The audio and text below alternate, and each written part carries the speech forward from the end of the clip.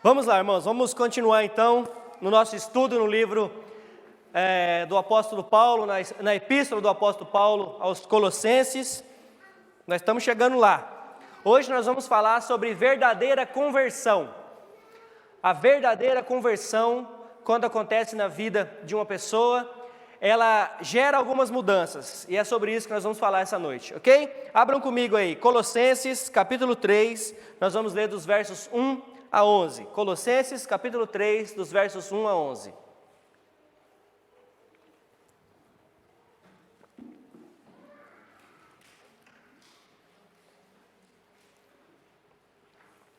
Na minha Bíblia aqui já tem até um subtítulo: Instruções para um viver santo. Na sua tem?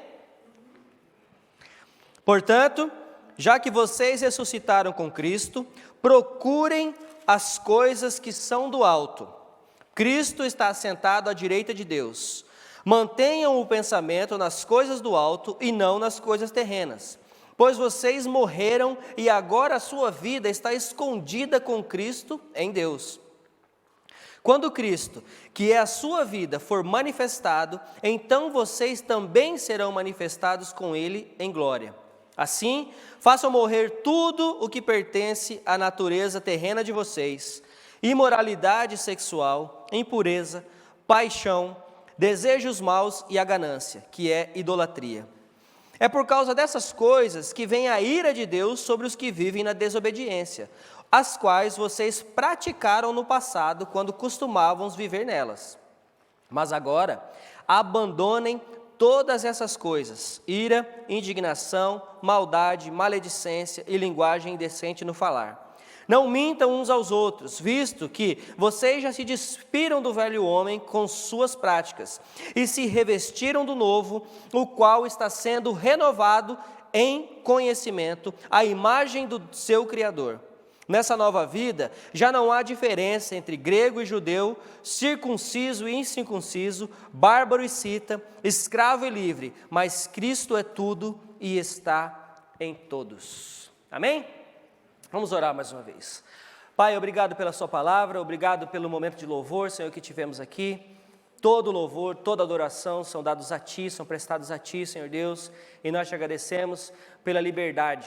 Não me canso de agradecer, Senhor, pela liberdade de estarmos aqui para Te adorar e para aprender mais de Ti, abrindo a Tua palavra, Senhor Deus, e aprendendo dela. Que Teu Espírito Santo fale aos nossos corações mais uma vez, ó Pai, e que possamos sair de mentes e corações e atitudes transformados por ela. Em nome santo de Jesus é que nós oramos e Te agradecemos. Amém. Amém. Então, irmãos, até aqui nós temos estudado capítulo 1, capítulo 2... de Colossenses, os argumentos de Paulo, ok? Contra o falso ensino que estava sendo infiltrado na igreja. Havia ali um falso ensino sendo infiltrado na igreja. Agora, no capítulo 3, Paulo muda de assunto. Paulo, então, ele muda de assunto no capítulo 3 e ele passa da falsa religiosidade para evidências de um crente realmente convertido. Então ele passa de uma falsa religiosidade para as evidências de uma pessoa que é verdadeiramente convertida ao Senhor Jesus. Notem que ele usa uma palavra de transição. Essa palavra de transição é portanto. Ok? Portanto, é como se ele estivesse dizendo: olha, essas coisas que estão sendo ensinadas, vocês já sabem que estão erradas. Portanto, vocês que são de Cristo, vocês que são verdadeiramente convertidos, devem viver da seguinte maneira. Então existe uma transição aí, ok? Ele passa de um assunto para o outro usando essa palavra, e depois ele vai usar de novo no verso 12, nós vamos estudar semana que vem. Portanto, como povo escolhido, vocês se despiram dessas coisas e agora vocês vão se revestir dessas. Só que hoje nós vamos falar só das coisas que nós precisamos despir, que o verdadeiro crente precisa se despir, ok? Então, Paulo vai deixar claro aqui, gente, o assunto que nós temos tratado desde o início do ano, quando nós oramos e escolhemos o tema para o ano, que era de ser sal da terra e luz do mundo. Ou seja, sal da terra e luz do mundo. Se eu não estou sendo sal, se eu não estou sendo luz, eu não estou prestando para nada como crente nessa terra. É isso que nós temos ensinado desde o início. Se você não está cumprindo o propósito para o qual você foi chamado, você está sendo inútil. Se o sal não salgar, para que mais que ele presta, a não ser pisado pelos homens, como diz Mateus 5,16, não é verdade? E se a luz for tapada, se alguma coisa estiver em cima da luz, para que serve a luz? Para nada. E nós, como crentes no Senhor Jesus, se não estivermos sendo sal da terra e luz do mundo, nós estamos sendo inúteis. É a mesma coisa. Então nós temos ensinado isso, nós temos falado sobre isso, e Paulo deixa mais uma vez claro aqui que nós não, graças a Deus por isso, não estamos longe do que ele também está ensinando. Por quê? Porque o Senhor Jesus ensinou acerca de sal da terra e luz do mundo em capítulo 5, no Sermão do Monte, o sermão mais importante da história, pregado pelo pregador mais importante da história, e Paulo então ele pega esse ensinamento do Senhor Jesus, coloca aqui em outras palavras e vai nos ensinar também. Então Paulo, de certa forma, está dizendo o seguinte, que não deve de maneira alguma haver uma lacuna entre aquilo que cremos e aquilo que praticamos. Não deve haver lacuna. Nós precisamos crer e praticar aquilo que cremos, ok? E que devemos viver o evangelho que pregamos. Se dizemos que somos crentes, então devemos viver como tal. Senão, estaremos sendo inúteis ou apenas religiosos, que é justamente o ensino que Paulo estava rebatendo aqui no capítulo 1 e 2. Religiosidade não salva ninguém, quem salva é Cristo. Amém? Costume não salva ninguém, quem salva é Cristo. Ok? Circuncisão não salva ninguém, quem salva é Cristo. Então vamos identificar algumas marcas de uma pessoa que realmente é convertida a Cristo. Dos versos 1 a 4, que nós acabamos de ler do capítulo 3. Portanto, já que vocês ressuscitaram com Cristo, procure as coisas que são do alto, onde Cristo está assentado à direita de Deus. Mantenham o pensamento nas coisas do alto e não nas coisas terrenas, pois vocês morreram e agora a sua vida está escondida com Cristo em Deus. Quando Cristo, que é a sua vida, for manifestado, então vocês também serão manifestados com Ele em glória. Mais uma vez, existe um apelo aqui para nos apegarmos, para nos lembrar da obra de Cristo na cruz do Calvário por nós. Ele morreu para nos substituir. Amém, igreja? Cristo, Ele nos substituiu, porque a cruz era para mim e para você. Ele tomou o nosso lugar na cruz do Calvário, então foi uma obra de substituição, uma obra redentiva, uma obra de uma vez por todas redentiva. Por isso que Paulo enfatiza aqui que não é necessário mais nada, ok? A não ser crer nessa obra que Cristo fez na cruz do Calvário. Então ele, ao morrer, ele nos substituiu, e quando dizemos que em Cristo nós morremos também, nós estamos nos identificando com o nosso mestre. Ou seja, Cristo morreu por nós, portanto eu morri para o mundo, e vivo estou em Cristo, ok? Em sua morte, Cristo, Ele pagou a dívida e nos libertou do poder das trevas. Portanto, o velho homem antes de Cristo morreu e foi sepultado, e nós falamos sobre isso a semana passada na ilustração do batismo. Morreu e foi sepultado, o velho homem morreu, ou pelo menos deveria ter morrido, né? Deveria ter morrido. Se não morreu, mata ele hoje, em nome de Jesus. Mata ele. Se por um lado a Bíblia diz que nós estamos mortos para o mundo, por outro lado ela diz que em Cristo e com Cristo nós temos vida. Cristo morreu para que nós pudéssemos ter vida. E nós morremos para que possamos ter vida em Cristo. Isso é vida eterna. Isso é vida eterna, ok? O verso 4 diz isso. Gálatas 2:20 também diz a mesma coisa. Paulo, escrevendo aos Gálatas, diz que não sou eu mais quem vive, mas Cristo vive em mim. Portanto, eu devo viver para Cristo. Se Cristo vive em mim, então o velho Leandro precisa morrer. É a lei da física, 2 corpos não ocupam o mesmo lugar, não é verdade? Então não dá para Cristo viver em mim e eu querer viver também. Não dá. Eu morri para mim, eu morri para o mundo e eu renasci, eu ressuscitei com Cristo. Cristo hoje vive em mim. Agora sim, podemos então entender o que Paulo disse no verso 1. Olha o que Paulo diz no verso 1. Portanto, já que ressuscitaram com Cristo, procure as coisas do alto. Vocês ressuscitaram com Cristo. Só ressuscita quem está morto. Você já viu morto ressuscitar? Você já viu vivo ressuscitar? Vivo não ressuscita. Quem ressuscita é morto. Quem ressuscita é quem está morto. Ou seja, o poder de Cristo nos trouxe de volta à vida para obtermos vida eterna. Em Cristo nós estamos vivos. Nós somos ressurretos com Ele. Amém? Estão vendo como faz sentido agora? Paulo parece que começa meio falando umas coisas assim que a gente não entende muito, mas conforme a gente vai acompanhando a leitura, a gente... entendi o que ele quis dizer ali. Se em Cristo eu tenho vida, eu precisei ser ressurreto com Cristo, eu precisei morrer para mim e ser ressurreto com Cristo. Nós precisamos entender essas coisas, ok? Então, uma vez que vocês foram ressurretos com Cristo, uma vez que vocês estão vivos em Cristo, porque antes estavam mortos em seus pecados, nós estávamos mortos nos nossos pecados, agora vivam de acordo com quem? De acordo com o quê? Com o servo verdadeiro do Deus Altíssimo. Busque as coisas do alto. As primeiras marcas de um verdadeiro convertido, gente, são: morremos com Cristo, fomos ressurretos com Cristo e estamos escondidos com Cristo. E agora, esse escondido? Isso não quer dizer que você tem que virar um crente 007, não, que você tem que ficar escondido. Ninguém sabe que você é crente.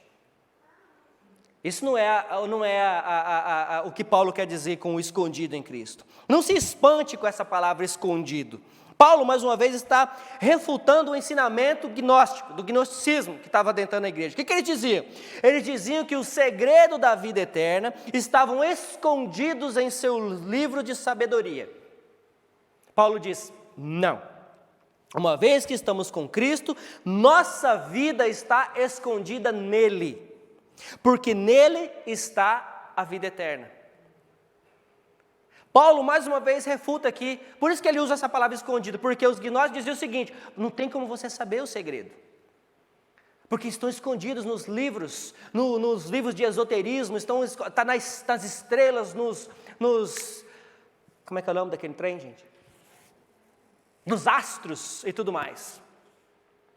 Paulo está dizendo: não. Somente em Cristo é que nós encontraremos a vida eterna. Somente em Cristo nós temos a possibilidade de nos achegarmos a Deus, porque Ele é o caminho, a verdade e a vida. Ele mesmo disse: quem vê a mim, vê ao Pai. Eu sou o caminho, a verdade e a vida. Ninguém vem ao Pai senão por mim.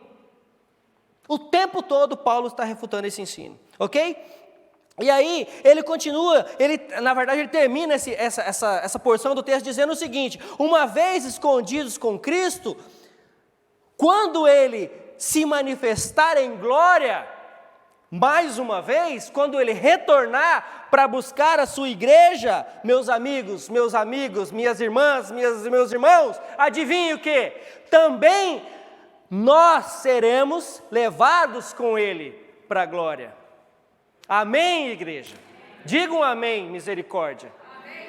Nós seremos levados com Ele para a glória. E estaremos com Ele na glória, na vida eterna.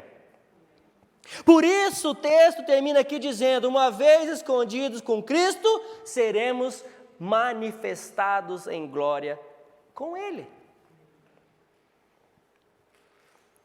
Entenderam? Primeiras evidências de um convertido: ele morreu com Cristo, ele ressuscitou com Cristo, e ele vai para a glória com Cristo. Glórias a Ele por isso. Então vamos lá. Vamos então ver agora algumas outras evidências, agora falando, vamos dizer assim, mais fisicamente, que está mais perto da gente, algumas coisas que a gente pode mudar. Por quê? Para morrer com Cristo não é obra minha. É Ele que te mata. É Ele que te faz morrer. Para ressuscitar com Cristo piorou. Porque é Ele quem nos ressuscita. É Ele que nos faz, que nos dá uma vida nova. Para ir para a glória com Ele, então, piorou. Então, nada disso depende de mim, é tudo dele. Agora, tem algumas coisas que Paulo lista aqui, que sim, dependem de mim. São coisas que eu preciso mudar. Uma vez que eu digo que eu estou escondido em Cristo, uma vez que eu digo que o velho Leandro morreu, que hoje um novo Leandro está vivendo com Cristo, e Cristo vivendo em mim, então eu tenho que deixar algumas coisas de lado na minha vida. Vamos então para essas coisas. Então, são as evidências da verdadeira conversão, a partir do verso 5. Assim, façam morrer tudo o que pertence à natureza terrena de vocês: imoralidade sexual, impureza, paixão, desejos maus e a ganância, que é idolatria. Então vamos lá, vamos tentar aqui falar bem resumidamente, uma por uma, tá bom? Primeiro ele fala sobre prostituição, impureza, lascívia. Prostituição está ligada a todo tipo de imoralidade sexual.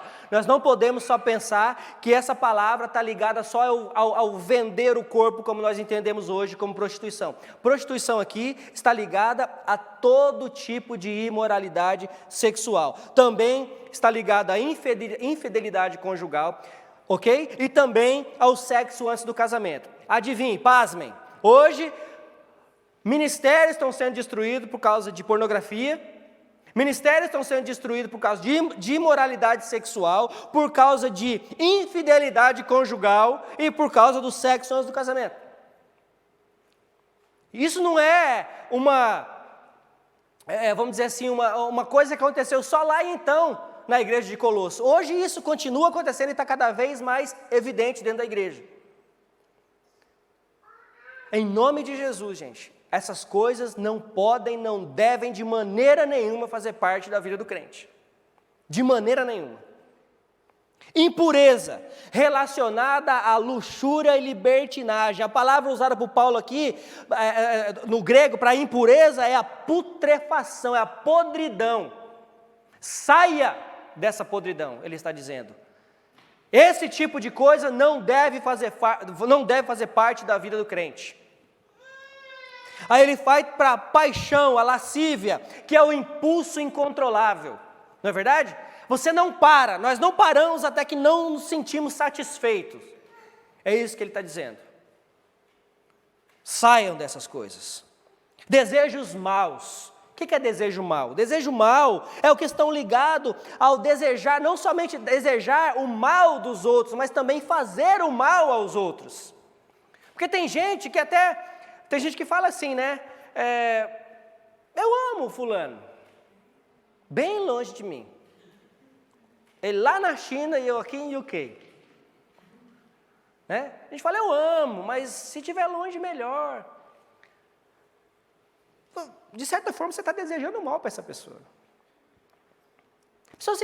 Um dia eu falei isso para alguém, já há muito tempo atrás. Alguém falou isso para mim, eu amo ciclano, mas ele lá no Brasil e eu aqui. Eu falei, rapaz, você já pensou se Jesus falasse isso para a gente? Eu amo você, mas você lá na terra e eu aqui na glória. Ou então você lá no inferno e eu aqui na glória.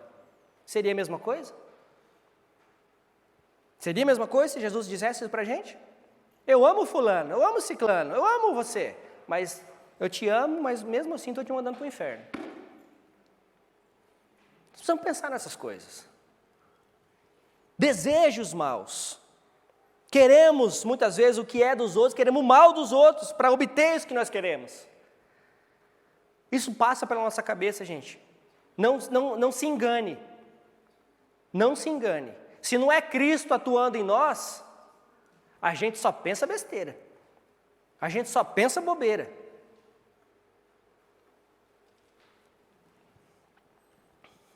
E aí Paulo continua com a lista. E olha que eu nem estou me apegando a isso aqui, hein? Sabe por quê? Porque isso aqui é como o pastor Joaquim falou há 2, 3 domingos atrás. Paulo está sendo tão claro no que ele está dizendo que a gente não precisava nem ficar explicando. Não precisava nem ficar explicando o que ele está dizendo, mas é bom a gente lembrar, né? Para que fique fixo na nossa cabeça. Então, Paulo vai na lista, ó, prostituição, impureza, paixão, lascívio, desejos maus, e aí, verso 8 e 9, ele vai. Mas agora, continua, tem mais lista aí. Mas agora abandone todas essas coisas: ira, indignação, maldade, maledicência, linguagem indecente no falar. Agora ele vai para a área ligada ao temperamento. Primeiro ele lidou da área, vamos dizer, sexual. Agora ele está falando da área do temperamento. Ira. Temperamento explosivo. Eu conheço uns aí, incluindo eu. Temperamento explosivo. Nós temos sim a possibilidade de controlar o nosso temperamento explosivo. Nós temos sim a possibilidade de controlar. Então nós precisamos tomar cuidado com isso. A indignação, sabe o que é indignação para você? Quando você diz, fica indignado, fica indignada. Indignação, além de julgamento, é a ira contínua.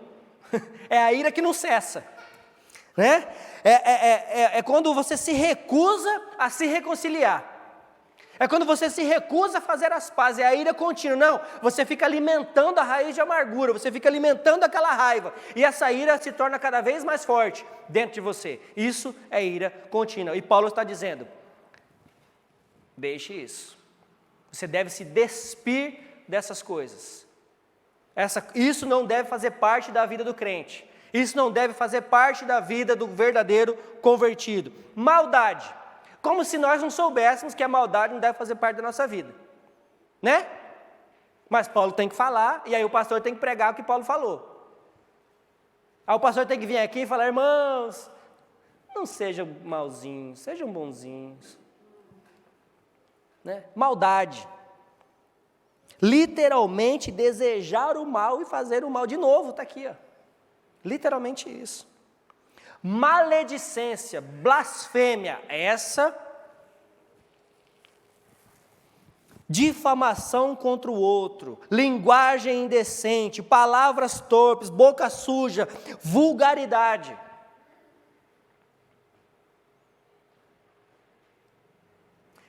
Vocês concordam comigo que se eu for crente de verdade, essas coisas aqui, quando eu ler, eu falo, isso aqui já tiquei o box, né?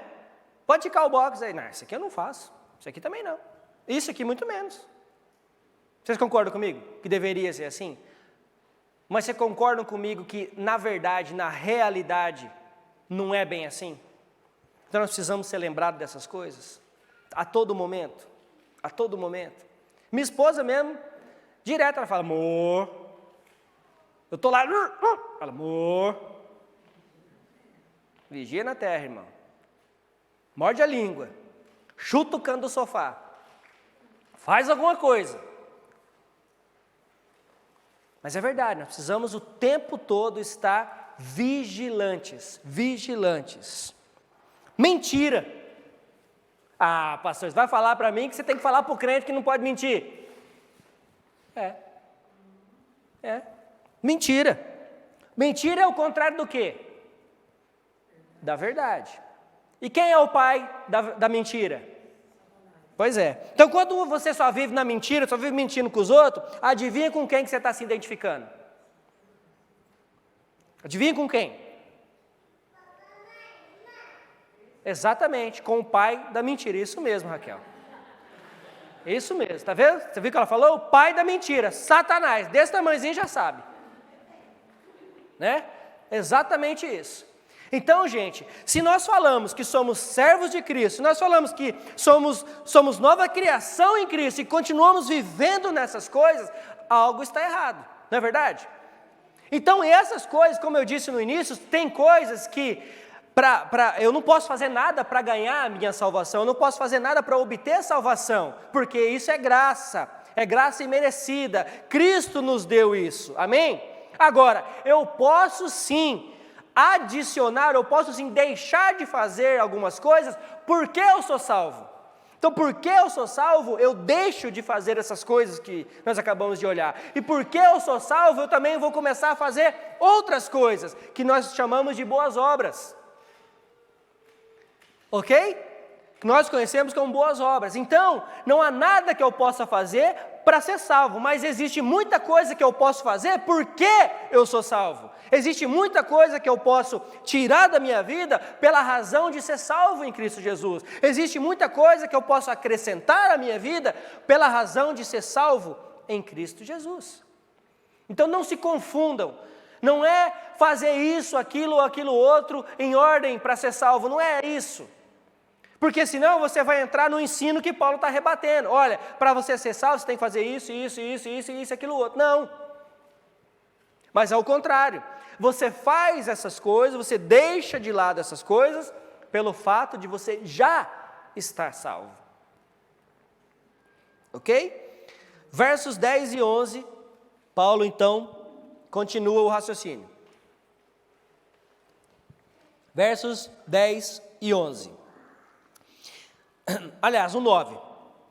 Não mintam uns aos outros, como eu falei aqui sobre a mentira, não mintam uns aos outros, visto que vocês já se despiram do velho homem com suas práticas, e se revestiram do novo, o qual está sendo renovado em conhecimento à imagem do seu Criador. Nossa nova vida já não há diferença entre grego e judeu, circunciso e circunciso, bárbaro e cita, escravo e livre, mas Cristo é tudo e está em todos. Paulo, então, mais uma vez, diz que nós somos despidos da velha natureza. Devemos agora nos revestir da nova natureza em Cristo. Eu vou falar mais específico sobre isso na semana que vem, mas eu quero já começar o assunto hoje, ok? Porque agora vivemos com Cristo e todas essas coisas mencionadas já hoje aqui, que eu falei, não devem mais fazer parte das nossas vidas. Nós precisamos deixar essas coisas. O novo homem agora deve estar no controle. E Cristo no controle desse novo homem. Entende isso? Eu preciso estar no controle das minhas atitudes. Eu preciso estar no controle das coisas que eu faço, que eu digo. Eu preciso estar no controle dessas coisas. E Cristo precisa estar no meu controle. Aliás, desculpa, eu preciso estar no controle de Cristo, desculpa. Ok? Cristo precisa estar no controle desse homem. Porque se Cristo estiver no controle desse homem, eu tenho controle sobre essas coisas. Agora, se Cristo não estiver no meu controle, como é que eu vou ter controle sobre essas coisas? Porque a minha carne deseja o mal. A minha carne deseja pecar. A minha carne gosta do pecado. Nós gostamos do que é errado. A verdade é essa. Nós gostamos dessas coisas. A não ser que Cristo atue em nós, eu não vou deixar essas coisas para trás. É exatamente o que Paulo está dizendo. Uma vez que Cristo está em vós, o velho homem morreu.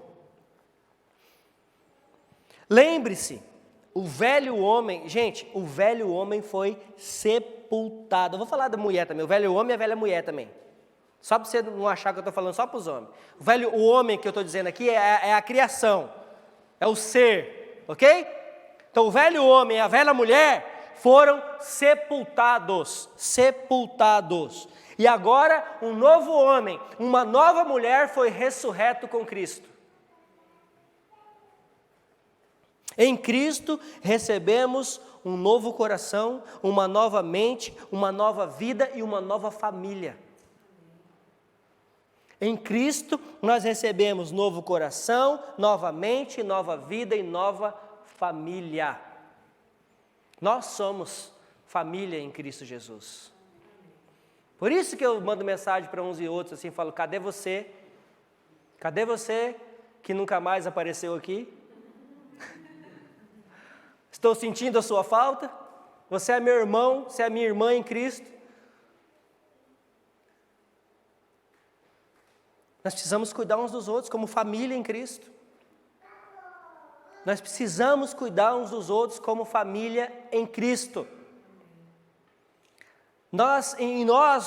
Cristo pôs em nós um novo coração. Ele gerou em nós uma transformação da nossa mente. E nós somos adotados a família de Cristo, portanto, somos irmãos e irmãs em Cristo. Nós precisamos cuidar uns dos outros. E olhe que Paulo, caso você tenha esquecido, Paulo está escrevendo à igreja de Colossos. Ele está escrevendo para crente. Ele está lembrando os crentes, olha, uma vez vocês eram assim, mas hoje em Cristo vocês não podem ser mais assim. Ainda mais vocês, que são irmãos em Cristo.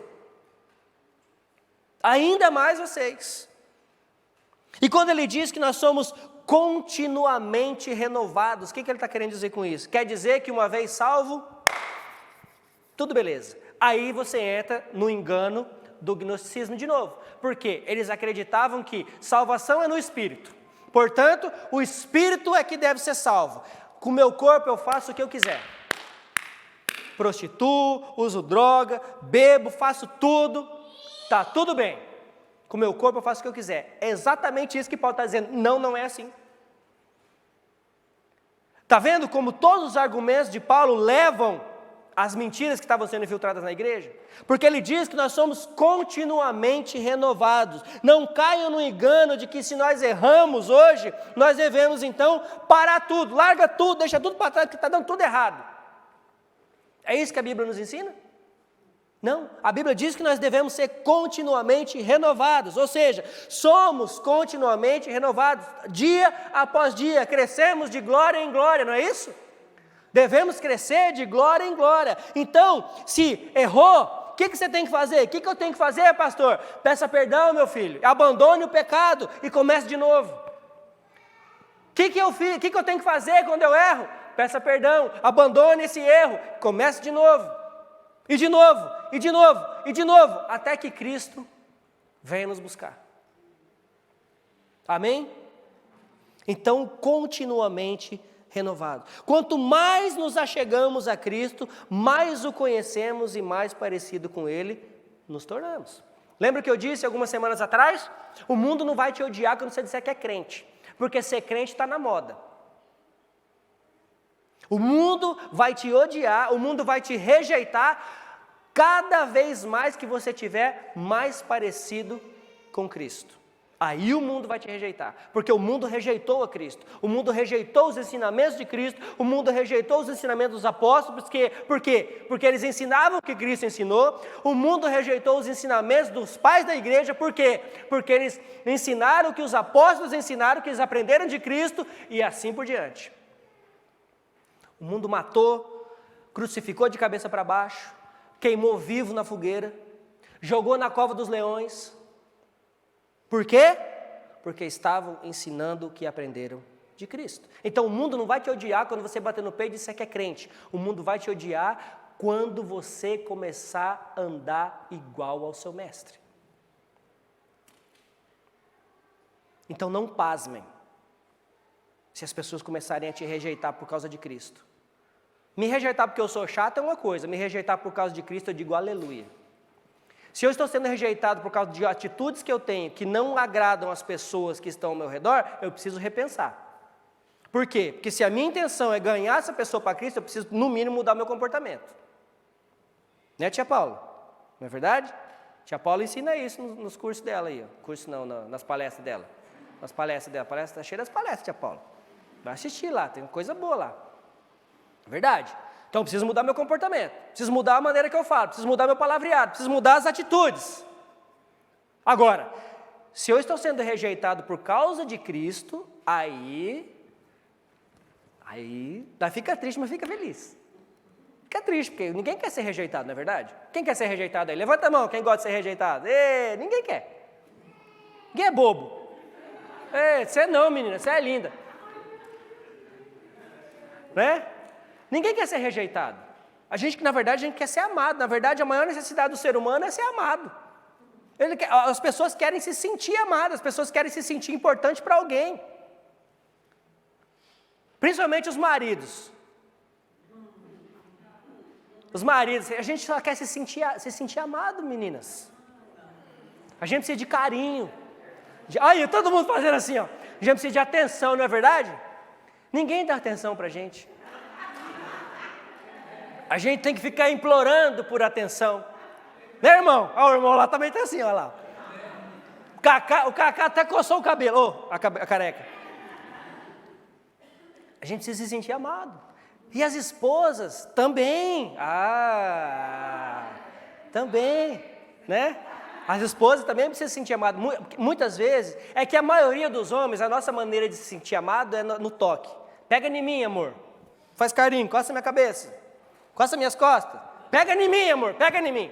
E aí, a maneira de eu me sentir amado é ela deixar eu pegar nela também. Né? Deixa eu pegar no você também, amor, senão você não me ama. Mas a esposa, a mulher geralmente não é assim.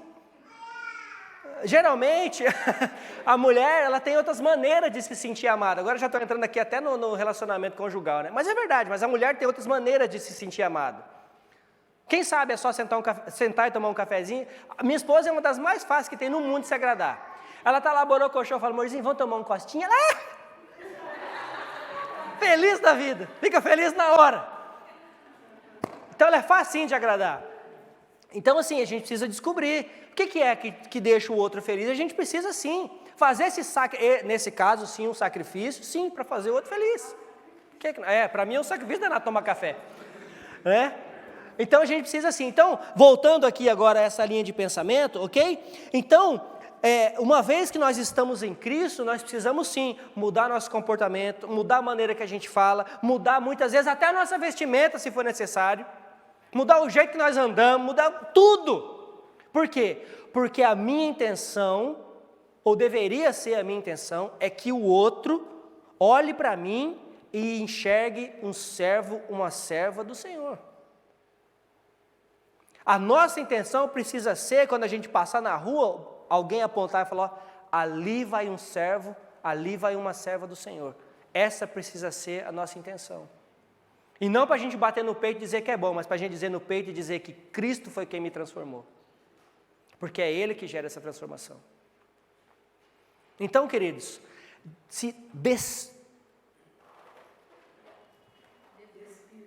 Isso, você precisa se despir, fugiu a palavra. Então você precisa se despir dessas coisas, largar, jogar fora. Literalmente. Tira tudo, tira tudo. Uma ilustração legal, minha mãe deve estar assistindo a gente, ela vai rir agora. Minha mãe diz que a coisa lá no Brasil está tão feia com o corona, que o marido dela sai para trabalhar, quando ele chega, ela já para por Deus. Para! Tira toda a roupa. E larga aí. E já vai direto para o banheiro. O Muller também está assim, Deus? Olha lá. Tira tudo. Aí já vai lá, coloca o capacete de astronauta, a luva que vem até aqui, já pega a roupa, como se tivesse lepra, joga na máquina, põe no 200 graus se possível, para matar tudo. Né? É assim que nós temos que fazer. Uma vez que qualquer lugar que nós entrarmos, qualquer lugar que nós tivermos encontrar alguém, tira todas essas coisas, o seu temperamento ruim, as palavras indecentes, os pensamentos maus, a lascívia, a prostituição, a ganância, a maldade, a mentira, tira tudo. E se revistam das coisas que eu vou falar só semana que vem. Mas você pode ler o texto.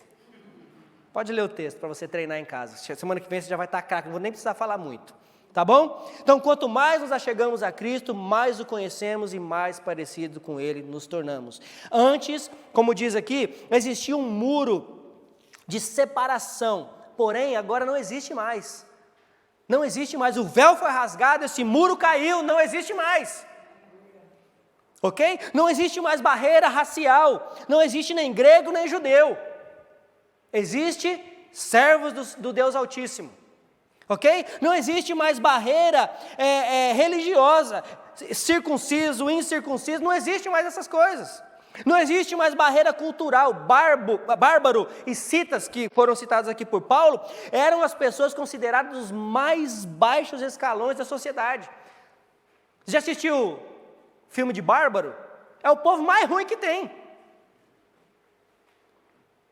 Tem uns que colocam os bárbaros como se fossem guerreiros, mas na verdade a palavra significa gente que não presta. Ok? E também não existe mais barreira social, nem escravos, nem livres, pois Cristo está em todos. Todos quem? Os verdadeiramente convertidos. Os verdadeiramente convertidos. O texto que o irmão Diego orou, aliás, leu e depois orou aqui no início, 2 Coríntios 5, de 13 a 17, resume exatamente tudo isso. A igreja dos Coríntios foi uma das igrejas mais problemáticas que Paulo já escreveu. Tanto que ele escreveu 2 cartas para ela. E diz que talvez teria um 3º Coríntios ainda, ou um 0 Coríntios. Alguns teólogos dizem que talvez existiu ainda uma carta anterior a 1 Coríntios. Porque Paulo já começa meio que, parece que respondendo algumas coisas que já haviam sido perguntadas, ou que ele já tinha falado antes. Ok? Então, nós sabemos que a igreja de Corinto foi uma das igrejas mais turbulentas, mais problemáticas do Novo Testamento.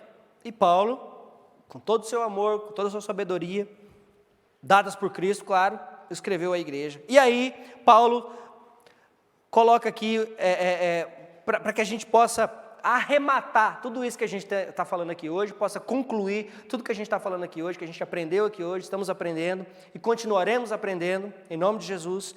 Eu gostaria de ler mais uma vez com vocês, 2 Coríntios 5, de 13 a 17.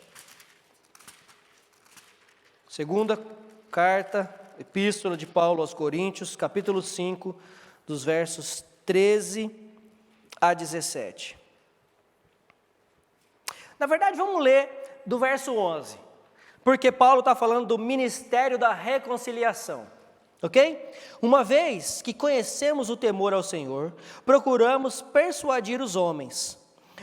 O que somos está manifesto diante de Deus, e esperamos que esteja manifesto também diante da consciência de vocês. Paulo está falando de uma nova natureza, Paulo está falando de conversão, Paulo está falando de mudança de vida. Não estamos tentando novamente recomendar-nos a vocês, porém, lhes estamos dando a oportunidade de exultarem em nós, para que tenham que responder aos que se vangloriam das aparências e não do que está no coração. Se enlouquecemos, é por amor a Deus. Se conservamos o juízo, é por amor a vocês. Pois o amor de Cristo nos constrange, porque estamos convencidos de que um morreu por todos, logo todos morreram. E ele morreu por todos, para que aqueles que vivem já não vivam mais para si mesmos, mas para aquele que por eles morreu e ressuscitou. De modo que, de agora em diante, a ninguém mais consideramos do ponto de vista humano, ainda que antes tenhamos considerado Cristo dessa forma. Agora, já não o consideramos assim. Portanto, se alguém está em Cristo, é nova criação. As coisas antigas já passaram, eis que surgiram coisas novas.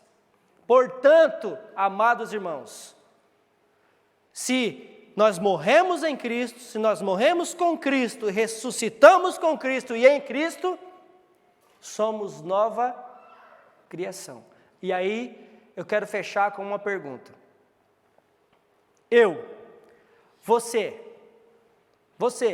Nós temos dado frutos dessa nova criação em Cristo Jesus?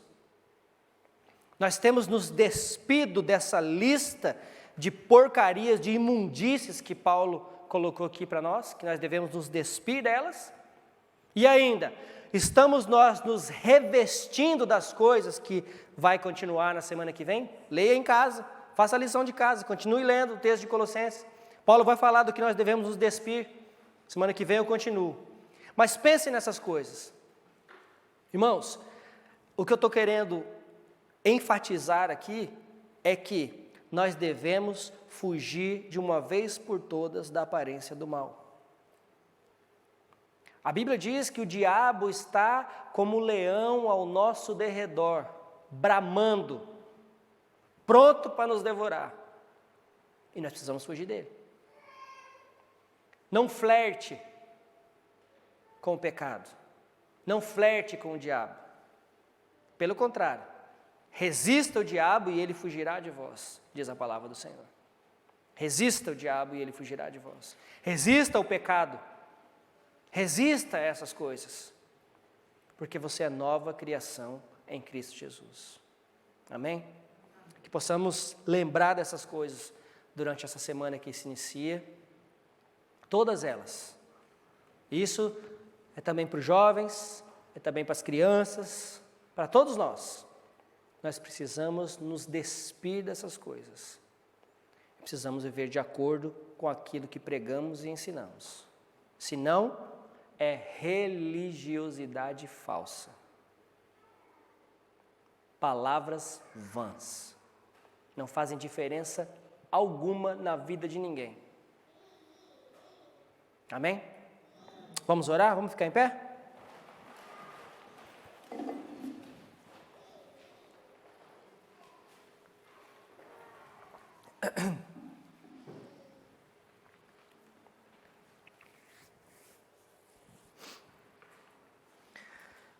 Senhor Deus, mais uma vez, queremos te dar graças pela Tua palavra e pelo poder do Teu Espírito Santo que atua em nós. Pai, nós estamos aqui como família, reunidas em Cristo, carentes da Tua misericórdia, da Tua graça, do Teu perdão, do Teu amor. Somos falhos, mas queremos acertar, Senhor. Somos fracos, mas em Ti nós podemos todas as coisas. Senhor, nós pedimos a capacitação do Teu Espírito para que nós possamos resistir ao maligno. Pedimos a capacitação do Teu Espírito para que possamos resistir essa lista de imundícies, de coisas que Paulo colocou aqui à igreja de Colossos. E também a nós hoje. Pai, que possamos viver de maneira digna do Senhor, porque nós somos revestidos da Tua glória. Nós morremos, o velho homem morreu, nós somos nova criação em Cristo Jesus. Ajude-nos, ó Pai, a viver de tal maneira. Nós precisamos da Sua ajuda, Senhor. Por nós mesmos nós não conseguimos. Nós carecemos da Tua ajuda, da Sua capacitação e do Teu poder, todos os dias das nossas vidas, ó Pai. Que possamos verdadeiramente viver aquilo que pregamos, que possamos verdadeiramente deixar as coisas que não Te agradam, e que ao invés de trazerem as pessoas para perto, elas expelem as pessoas de perto. Pai, que o Seu nome seja glorificado através das nossas vidas, do nosso testemunho, Senhor. Nos ajude, Pai, nós Te pedimos. Em nome santo do Senhor Jesus. Amém. Amém.